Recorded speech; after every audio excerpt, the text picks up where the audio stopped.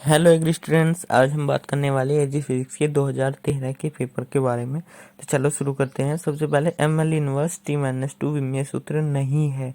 तो ये जो विमीय सूत्र शक्ति का विमीय सूत्र ये नहीं होता, ठीक है। और दाब का, प्रतिबल का, यंग गुणांक, इन तीनों का ही होता है। इसके बाद जो धूसर पड़ला पड़ने के लिए अनुकूल अवस्था है, तो उसके लिए हमारी भूमि के निकट का ताप 0 डिग्री सेल्सियस से कम होना चाहिए। ये गलत लिखा ऑप्शन, ठीक है ना। भूमि के निकट का ताप 0 डिग्री सेल्सियस से कम होगा तो हमारा धूसल पाला पड़ेगा।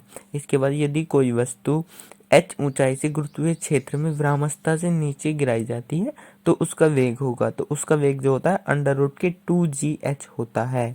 फिर पूछ रहा है कि ये हमारा निम्नलिखित में से कौन सा संबंध अशुद्ध है। तो 1 एम्पियर गुना 1 सेकंड इक्वल टू 1 कूलाम होता है। 1 volt into 1 coulomb equal to 1 joule होता है। लेकिन 1 volt into 1 ampere equal to 1 joule प्रति सेकंड होता है। लेकिन 1 coulomb into 1 joule equal to 1 volt नहीं होता, ये गलत है। क्योंकि 1 volt into 1 coulomb equal to 1 joule होता है, ठीक है। इसके बाद फिफ्थ है, एक समतल दर्पण को 4 डिग्री सेल्सियस घुमाने से परिवर्तित किरण द्वारा घूमा कौन होगा। तो ये दुगना घूम जाता है। अगर 2 डिग्री घुमाता है तो 4 डिग्री घूम जाएगा, 4 डिग्री घुमाएंगे तो 8 डिग्री घूम जाएगा, ठीक है।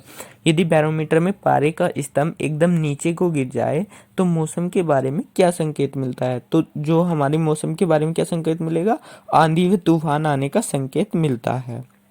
फिर देखते हैं नेक्स्ट क्वेश्चन। इस क्वेश्चन में क्या पूछ रहा है कि जब द्रव में कोई वस्तु घुली हुई हो तो उसके पृष्ठ तनाव पर क्या प्रभाव पड़ेगा। तो अगर हम उस पर कुछ चीज मिला दें तो उसका पृष्ठ तनाव कम हो जाता है। इसके उदाहरण में जैसे आप देखेंगे, कभी कभी क्या करते हैं, पानी के ऊपर तेल छिड़क देते हैं तो क्या होता है, मच्छर वहां पर जो पानी की सतह है उस पर बैठ नहीं पाते क्योंकि उसका पृष्ठ तनाव कम हो जाता है और मच्छर डूब जाते हैं, ठीक है। और अगर नेक्स्ट क्वेश्चन की बात करें, भूमि में जैव पदार्थ के सड़ने से भूमि के ताप पर क्या प्रभाव पड़ता है।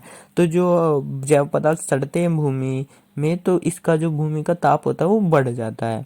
फिर एक मनुष्य समतल दर्पण के सामने खड़ा है। यदि मनुष्य का प्रतिबिंब उससे 6 मीटर की दूरी पर है तो मनुष्य की दर्पण से दूरी होगी। देखो, जितनी दूरी पर मनुष्य दर्पण से होता है उतनी ही दूरी पर दर्पण से वस्तु का प्रतिबिंब बनता है। तो अगर 6 मीटर की दूरी पर उसका प्रतिबिंब है तो वस्तु से उसकी दूरी 3 मीटर होगी, ठीक है। अब देखो नेक्स्ट क्वेश्चन, दर्पण की दूरी होगी, ठीक है। इसने क्या पूछा, मनुष्य की दर्पण से दूरी तो 3 मीटर होगी, ठीक है। इसके बाद एक इलेक्ट्रॉन के दोलन का आवर्तकाल 0.05 माइक्रो सेकंड है।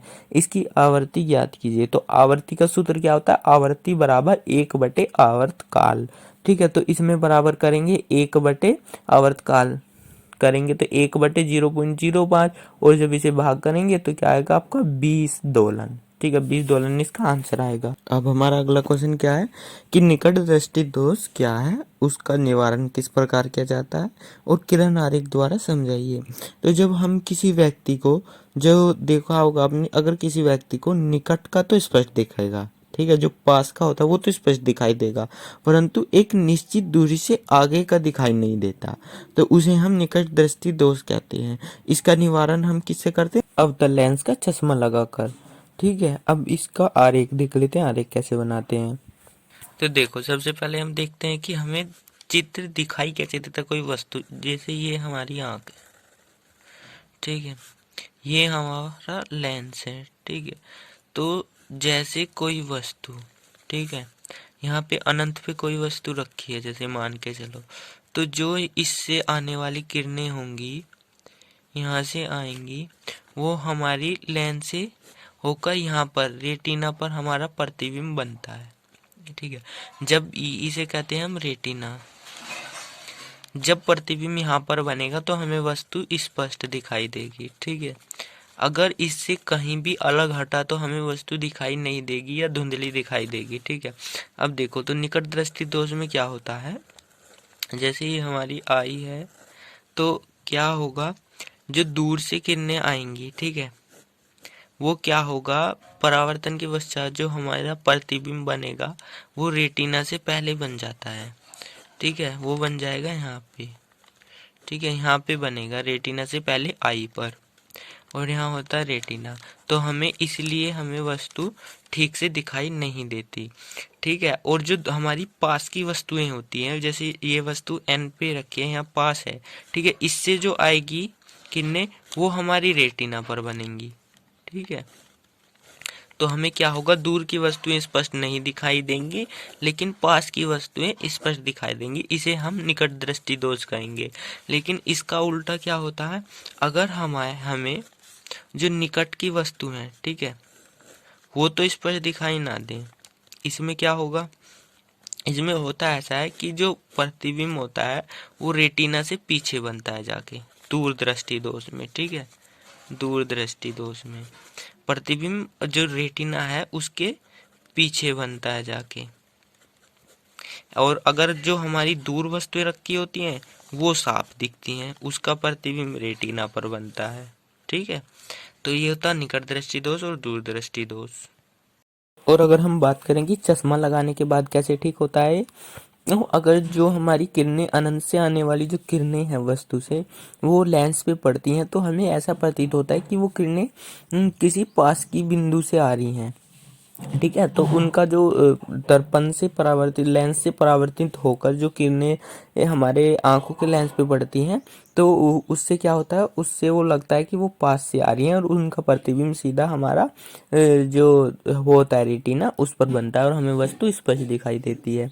अब नेक्स्ट क्वेश्चन है, बर्फ की गलन की गुप्त ऊष्मा की परिभाषा दीजिए और इसका मात्रक भी लिखिए। तो अगर परिभाषा की बात करें तो 0 डिग्री सेल्सियस ताप पर 1 किलोग्राम बर्फ को जल में परिवर्तित करने के लिए जो आवश्यक ऊष्मा होती है उसे हम बर्फ के गलन की गुप्त ऊष्मा कहते हैं। ठीक है, और अगर मात्रक की बात करें तो 80 कैलोरी प्रति ग्राम या 80 किलो कैलोरी प्रति किलोग्राम अथवा 3.36 गुना 10 की घात 5 जूल होता है। ठीक है, और इसका मतलब क्या होता है कि अगर 0 डिग्री सेल्सियस पर 1 किलोग्राम बर्फ को जल में परिवर्तित करना है हमें, तो 80 किलो कैलोरी ऊर्जा की हमें आवश्यकता होगी।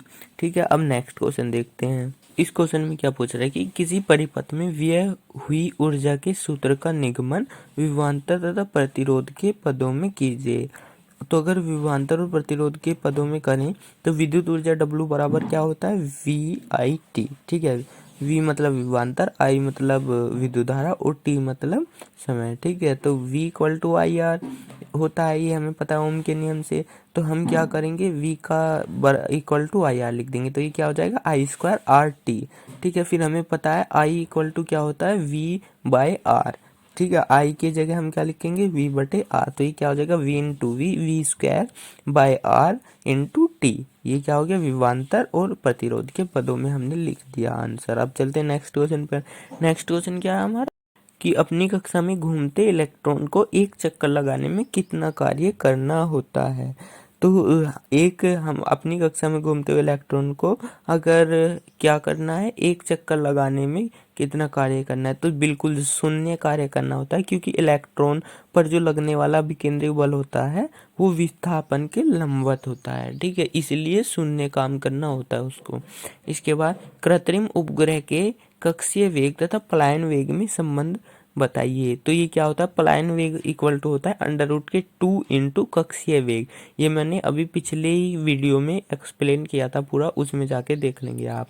इसके बाद 16 क्वेश्चन है हमारा, संयुक्त सूक्ष्मदर्शी का किरण आरेख बनाकर उसकी कार्यविधि समझाइए, इसकी आवेदन क्षमता का सूत्र लिखिए। तो सबसे पहले क्या करेंगे, हम इसे देख लेंगे आरेख को। आरेख कैसे बनाते हैं, देखो ये आरेख दिख रहा है, इसमें दो लेंस है, एक है अभिदर्शक और एक अभिनेत्री लेंस। ठीक है, अभिदर्शक जो लेंस है वो L1 है और जो L2 है वो अभिनेत्री लेंस है, और ये हमारी आंख यहाँ से हम देखते हैं। ठीक है, अब देखो पूरा समझ में आ जाएगा बिल्कुल, जैसे जैसे कार्यविधि बताता जाऊंगा मैं वैसे ही बिल्कुल आरेख को देख के लिख देना, कुछ टेंशन लेने की बात नहीं है। देखो करेंगे क्या, सबसे पहले हमारी जो लेंस पे जो वस्तु रखी है, इस वस्तु को देखो, इस वस्तु को A और B, ठीक है, क्या है AB जो सबसे लेफ्ट में रखी है। ठीक है, इसे हम इस प्रकार रखेंगे अभिदर्शक लेंस यानी कि L1 लेंस के सामने, कि जो ये वस्तु है ये फोकस के थोड़ा सा पीछे रहे। ठीक है, हमने वस्तु रख दी AB। अब इसका जो प्रतिबिंब बनेगा वो लेंस के पीछे बनेगा। ठीक है, A' और B'।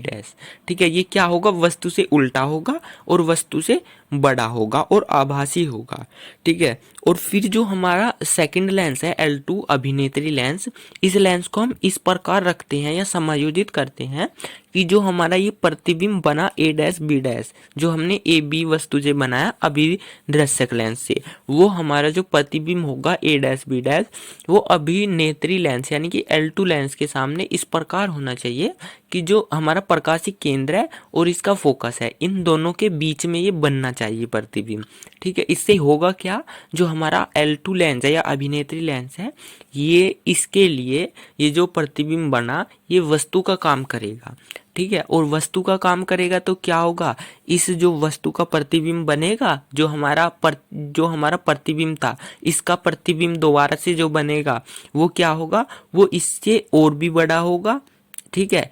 और उल्टा ही होगा, किसके सापेक्ष, अगर हम पहले के सापेक्ष देखें ए बी के सापेक्ष उल्टा होगा, लेकिन जो हमारा अभिनेत्री लेंस है इसके सापेक्ष सीधा ही होगा, ठीक है। प्रतिबिंब बना और ये क्या होगा, बहुत बड़ा प्रतिबिंब बनेगा, जिसे हमने लिखा है A डबल डैश और B डबल डैश के नाम से, ठीक है। ये क्या होगा, आँख की हमारी स्पर्श दृष्टि की न्यूनतम दूरी पर देख सकते हैं हम इसे, और ये काफी बड़ा बनेगा और प्रतिबिंब वस्तु के सापेक्ष उल्टा होगा, ठीक है। ये हो गया हमारा प्रतिबिंब, बस यही था, इसमें और कुछ था नहीं, ठीक है। अब देखो नेक्स्ट क्वेश्चन देखते हैं। तो इस क्वेश्चन में क्या पूछ रहा है हमारा कि एक सूक्ष्मग्राही स्क्रू गेज है, उसके चूड़ी अंतराल तथा अल्पतमांक से आप क्या समझते हैं। एक पेचमापी का चूड़ी अंतराल 0.05 सेंटीमीटर है, इससे 0.0005 सेंटीमीटर तक शुद्ध माप लेने के लिए वृत्तीय पैमाने पर कितने भाग होने चाहिए। चलो करते हैं इसको। तो सबसे पहले बात कर लेते हैं स्क्रू गेज की चूड़ी अंतराल की। तो पेंच द्वारा एक चक्कर पूरा घूमने में जो तय दूरी होती है, या तो उसे या फिर जो दो चूड़ी होती है उनके बीच की दूरी को हम पेच का पिच भी कहते हैं या चूड़ी अंतराल कहते हैं, ठीक है। अगर अल्पतमांक की बात करें तो पेच का अल्पतमांक वह माप है जो पेच मापी से छोटी माप ली जा सकती है, ठीक है। उसे हम पेच मापी का अल्पतमांक कहते हैं। और इसका सूत्र क्या होता है, चूड़ी अंतराल बटे वृत्तीय पैमाने पर बने भागों की संख्या, ठीक है।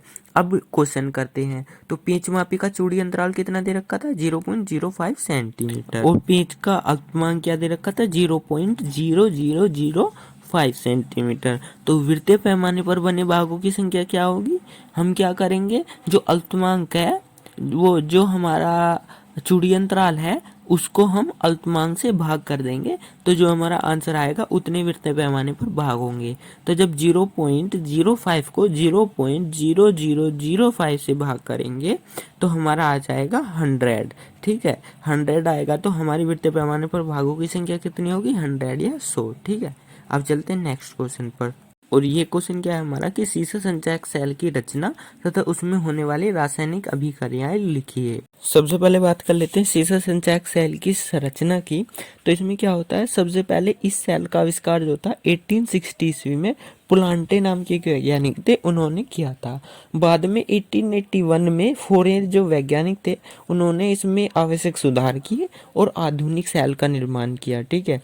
फिर अच्छे प्रकार के सीसा संचयक सेल में शीशे की 2 प्लेट होती हैं, ठीक है, जिनमें बनी ग्रिडों में लिथार्ज PbO तथा गंधक के अम्ल का पेस्ट भरा होता है, तथा ये दोनों छड़ें जो होती हैं वो प्लेटें गंधक के हल्के अम्ल में डूबी रहती हैं।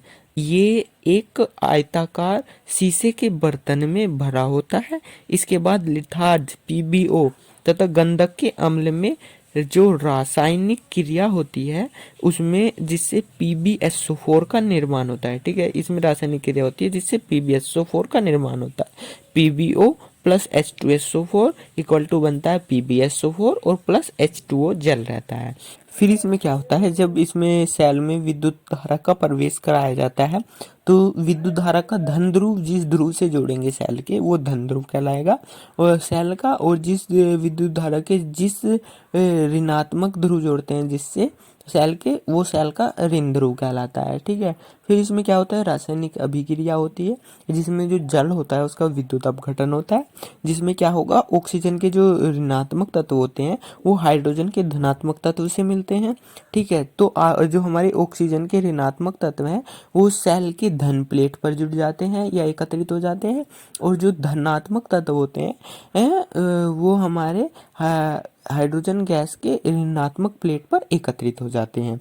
ठीक है, फिर धन प्लेट पर आवेश क्या होता है हमारा, PbO प्लस O नेगेटिव, और बन जाता है क्या है हमारा, PbO2। ठीक है, और PbSO4 plus O negative plus H2O बन जाता है PbO2 प्लस H2SO4। और जो हमारी ऋण प्लेट होती है उस पर क्या आवेश होता है, PbO प्लस 2H2 प्लस क्या बन जाता है, Pb प्लस H2O, और PbSO4 plus 2H double plus क्या बन जाता है हमारा मिलके Pb प्लस H2SO4। ठीक है, इस प्रकार जो क्रिया होती हैं उसपे सेल के जो धन ध्रुव पर काले भूरे रंग के लेड पेरोक्साइड एकत्रित हो जाते हैं इस क्रिया के बाद, और ऋण प्लेट पे जो होते हैं हमारे, ऋण प्लेट पर भूरे स्पंजी प्लेट हो जाती है। ठीक है, भूरी स्पंजी प्लेट हो जाती है, और सेल के पूर्ण आवेशित होने पर इसमें 2.13 वोल्ट का विभव उत्पन्न हो जाता है। ठीक है, और ये इसका डायग्राम आप चित्र में देख रहे होंगे। बस यही था, अब मिलेंगे नेक्स्ट वीडियो में।